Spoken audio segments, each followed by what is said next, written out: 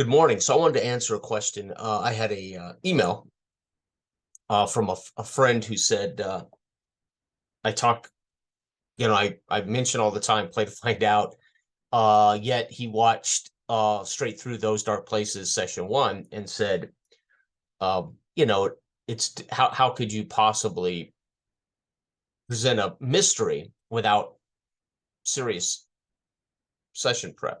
So I thought that I would, in a way, cover two things here. One, I don't prepare sessions, I prepare for sessions.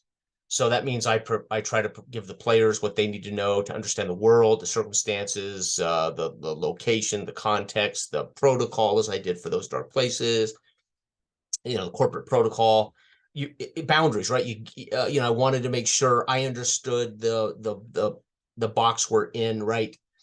And then, of course, the players understand the box we're in. All of that can occur. Session zero, it can occur through documents and handouts. It can occur through conversation, all pre-session. So it's not as if I didn't prepare for Those Dark Places. Absolutely, I did. I created a ship for them, and I sent them a couple of handouts on, certain things. And so we didn't go into this completely blind. In Dark Age of Man, our game Dark Age of Man, it is a game that features a world. It features a fictional England from 850 to 1066, the Dark Ages, and a fictional description of some of the kingdoms and of some of the. So it gives you, if you prepare to play in Dark Age of Man, you can kind of read that and get a sense of where you're going to start the game in Dredgewater, who in Dredgewater. So the players come prepared, but they are prepared for the session. I don't prepare a session. So I don't write a story or write a thing that they're going to do. I'll have parameters, but I have no idea what's going to happen for the most part. Obviously, okay. So then the question was, how did you create a mystery without deciding beforehand the mystery? Well, that's very simple, right? So I'm gonna come about this from a different angle. So someone who was pre-law in college, right? Poli-sci pre-law. I had some criminal investigation classes in college because I thought I was going to go into actual crime scene investigation. This was my very first foray into college. That was what I thought I would be and do. There's a long story as to why I changed career paths, and ultimately messed around with history and fell into the idea of pre-law political science. But so I'm going to come at this from a different angle. Most in our country, criminal law, 90% of people are brought to trial on circumstantial evidence. Okay, so what does that mean? That means it's not direct evidence. It's not direct evidence to prove wrongdoing. They collect enough circumstantial evidence that they can give you a narrative of what they believe happened, therefore providing the results of their evidence collected and the narrative that they collect to convince 12 individuals, a jury of your peers, so to speak, to find that narrative believable to convict you for the crime. All right, or convict one for the crime, not you, but one, right? Okay. That's the truth about our criminal justice system. What saves our criminal justice system from this craziness of circumstantial evidence, which generally all crime is what's left is circumstantial, there's not a lot of hard evidence, right, is reasonable doubt. That's what saves us from these narratives created by the collection of evidence. A prosecution will put together a story based on all the massive evidence. The more evidence they have, the easier it is to connect all the dots and to make it difficult for the defense to break that narrative. And then, of course, they hand it over to 12 people and say, now you decide whether the story we told is believable and accurate. If it is, then you must convict this person.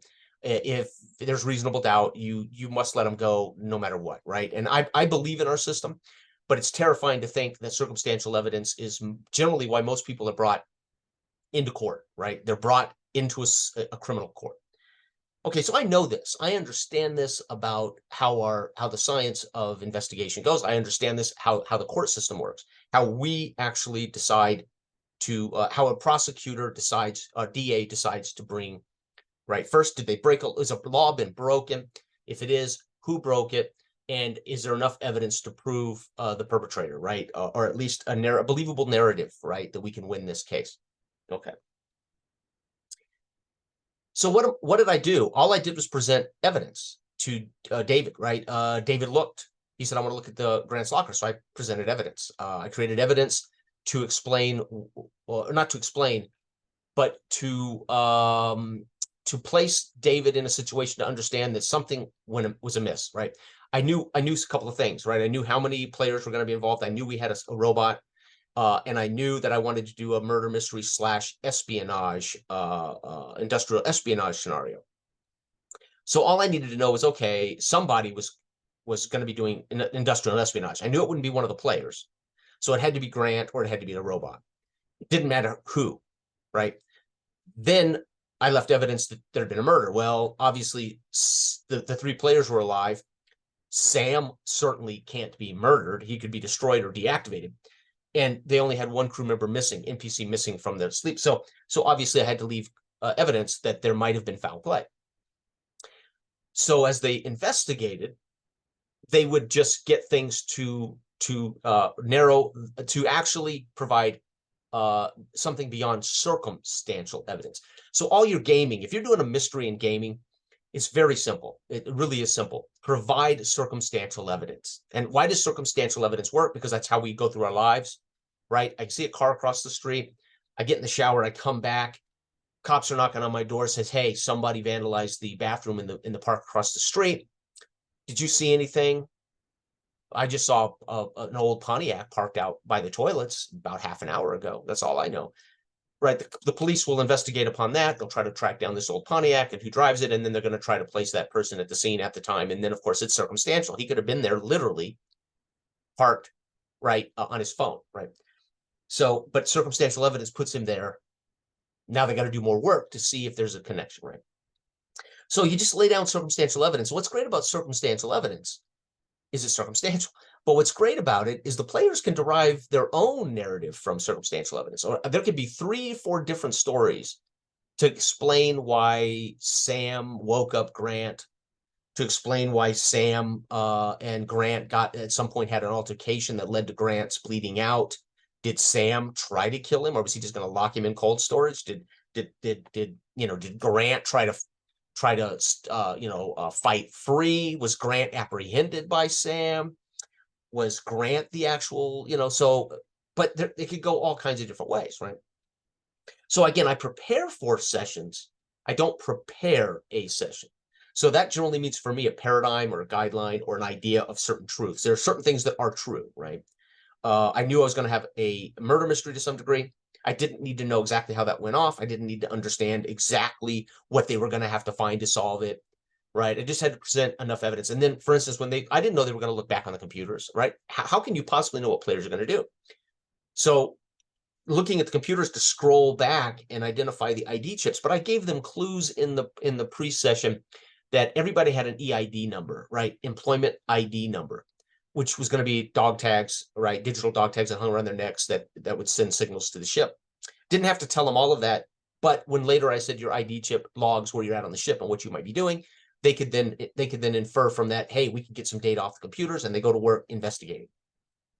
So they have the tools to start the investigation. They have to, of course, figure out how to do that. They have to dream up that. And then, of course, the cameras, when he asked, are the cameras here? Of total sense, right? I didn't create the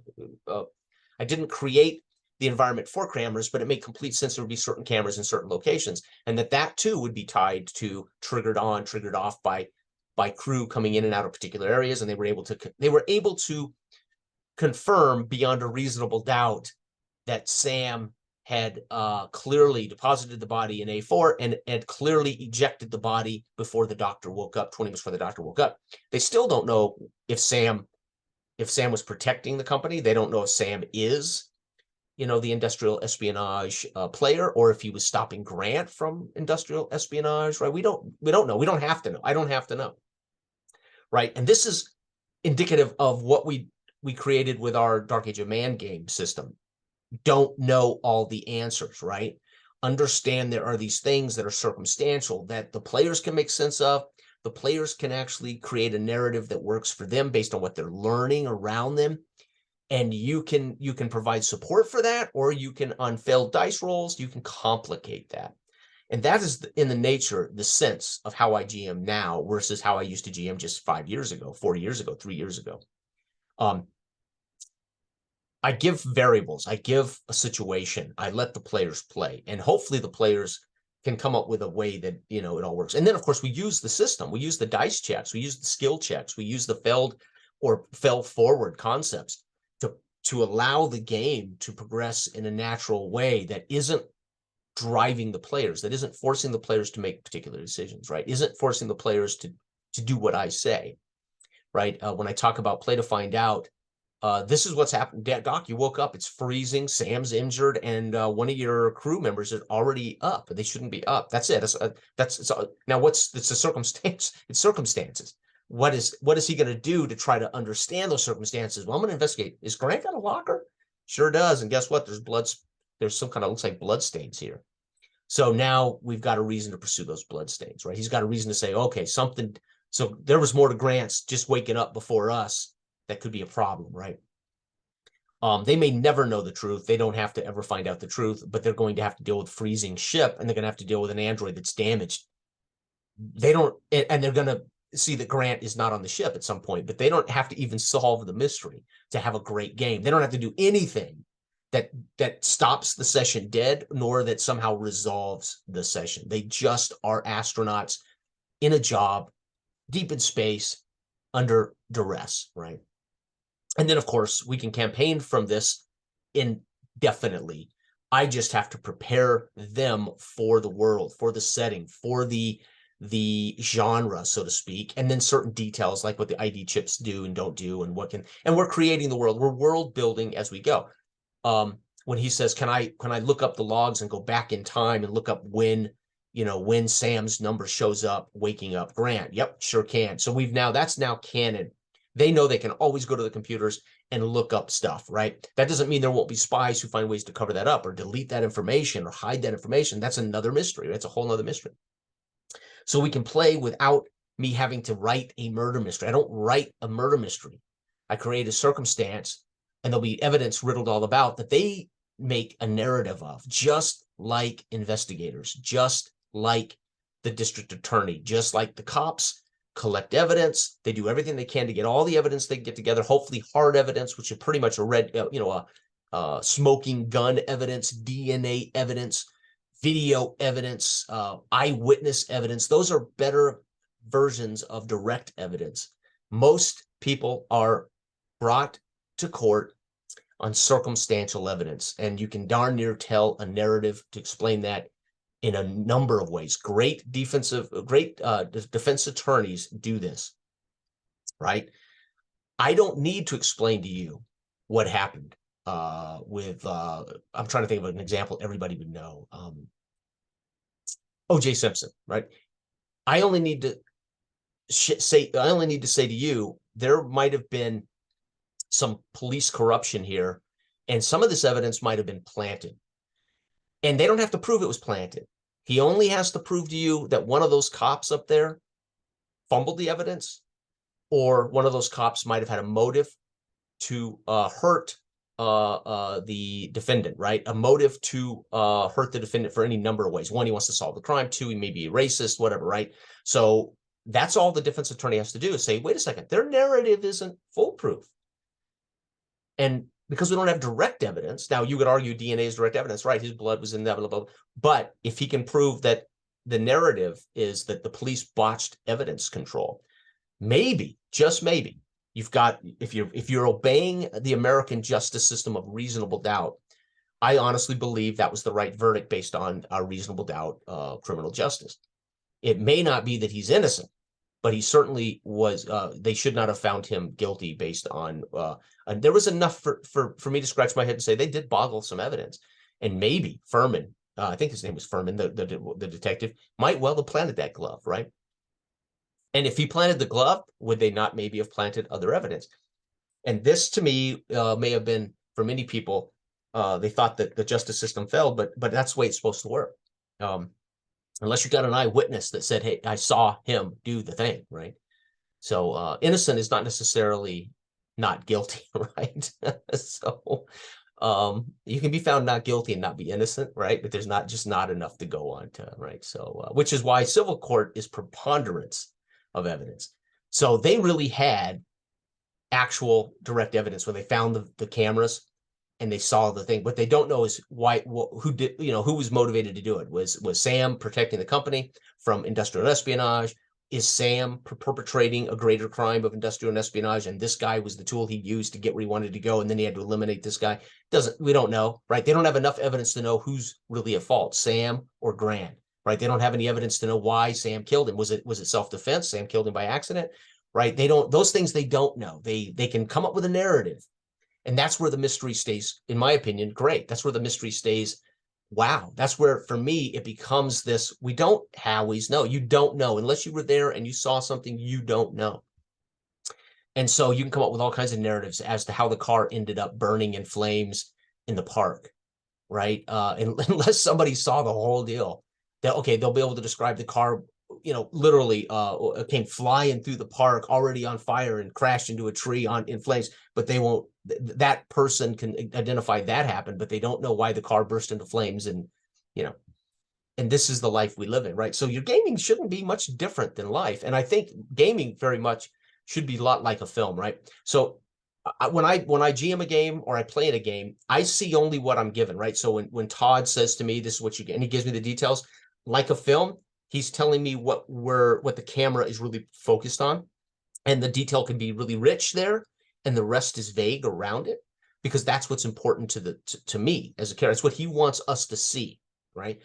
Everything else around it can be a vignette. We don't have to know, everything. We only have to know that we've seen this thing and it's smoking, right? And it's a hole in the ground that's smoking. He's drawing our attention to this detail. You don't have to give the full detail. So like a film is mise en scene. Every scene in a film, generally, there's meaning everywhere. But for the gist of the audience, it's either dialogue or we're seeing something happen. They might, watching where the camera's placed, and that the phone is also in the foreground at the same time the characters are discussing something. That can be a clue in the mise en scene that the phone is important to this dialogue, although the characters aren't actually discussing the telephone. But the director made sure, the cinematographer made sure the phone, or the writer who wrote the script made sure the phone was in the foreground and we're supposed to see the telephone. It won't matter for the overall the course of it, but when you go back or you begin to break scenes down for blocking, etc., you recognize everything has a meaning. It means something, the mise en scene. So in gaming, I very much leave the edges loose. I leave the vignette loose, and I try to just give them the details of what is directly important to them. So I don't overwhelm them with meaningless detail, which is what I call red herring gaming. I hate red herring gaming, where you just keep throwing pointless details at the characters to make it more difficult. It's okay if smart players go, it's clear Sam killed this guy, right? It's okay if David and the guys go, listen, there's only one human alive here that's not with us, and there's only one person that could have perpetrated this action on the ship. I'm not trying to make something they can't solve. I'm trying to create a mystery that they can endeavor to find out why it happened, right? It doesn't matter, exactly. And so I often say the red herring game is great for murder mysteries, that where you literally got a house full of guests, and there are some red herrings to try to steer them in the wrong way of who might have murdered who, et cetera, et cetera. But if you think about that, it's all circumstantial. Unless somebody saw something or there's direct evidence, don't worry about red herring. It's all circumstantial. The players will draw conclusions they will make narrative conclusions based on the circumstantial evidence they uncover. And so, but anyway, to cover both those questions, how could this be if you didn't prepare the session? It was it was a snarky email. I'm not going to say from who, that, you must have written this kind of thing. No, I just prepare for a session, and I prepare the players for a session. And then I allow them to make conclusions, right? I don't need to make conclusions for them, right? And I don't have anything invested in saying you're wrong. You are completely wrong, right? So anyway, I thought I would cover this because kind of interesting. And I did respond back to that person and said I'll make a video on this. So we'll see if they chime in here. All right, thank you for watching. Everybody have a great week. I can't wait. Tomorrow night, Joth. I was going to talk a little bit about my Joth experiences. I may do another video on that in total. Um, Number one, I'm having a chance for the first time in my life to actually play the game I grew up with, for the most part, raw, right? I mean, obviously some home brews and some tweaks that make it work for our campaign and what we're trying to do is good. So I'm loving that. I'm having a chance to be consistently a player in the old D20 game. We're doing a hex crawl sandbox with a myriad of other things. And it has been, for me, it has been an experience that I can't readily, I can't thank enough the fellows, and I can't thank enough Todd for providing it consistently for as long as we have, because I can speak now directly to how much I loved it as a kid, despite its failings, and how much as an adult I still love it. And I mean, the D20 having its gaming system limitations, for whatever that's worth, to the argument about system, and being able to explore and enjoy this from a player consistently for this long, recognizing that there's a reason this game and this style and these concepts have existed for 40 years. I've said it before, what makes something classic is it can't be dated. And yes, we can date old rule books as rubbish. Lindy Beige talking about old D&D being rubbish, right? Because again, they could not foresee what the hobby would ultimately, developers and writers and intelligent people would ultimately say, this could be done better if we knew this before we wrote it. But the gist of it is, something is classic when it stands the test of time, despite, again, a 1965 Mustang is a classic. It's beautiful, it's powerful, it's different, it drives different, no power steering, no airbags, no seat belts. It's amazing, but it has its failings, right? But it doesn't make driving that 1965 Mustang around the block and out on the highway an experience worth having. What you don't want to do is have a head-on crash in that 1965 Mustang. You don't want to wreck that son of a gun, because you're probably not going to survive the metal dashboard, and you're not going to survive the lap belt seatbelt, and you're not going to survive the big steering wheel with no airbag, right? So there are things that can make the 1965 Mustang drive a phenomenal experience that you want to have every single day when you go to work. But the drawback of that is the experience you don't want to have, which is wrecking the 1965 Mustang, right? Even though it was a steel beast, right? It was made of steel when they actually made cars out of something other than fiberglass, right? Anyway, I'm all over the place. My point is this. I wanted to talk a little bit about my experiences overall, and I'll probably do a video on that. But I would argue Todd as a GM, all of his years of experience, and his experience not only running adults but running his friends and his grandkids and his kids, it gives Todd it puts Todd up there at the in my opinion, the master level GM. Todd is I think he has mastered what he does. And it may just be what he does. It may just be something that, but I think all of his vast experience, and also I think it helps that he GMs different people. He DMs different demographic. He DMs different ages. He DMs different sensibilities, different games. I mean, Todd GMs all kinds of stuff. But I would argue this experience has really enlightened me as to it's what how good Todd is and what Todd does. And there are lots of GMs that are like this, but it has definitely made me aware of Todd's ability to do this thing and do it in a very comfortable yet rewarding way, right? It's just good. It's great stuff. So again, I have a lot to be thankful for and grateful for this group, and that these experiences, in particular, what we do in Joth, right? So thanks for watching. Bye.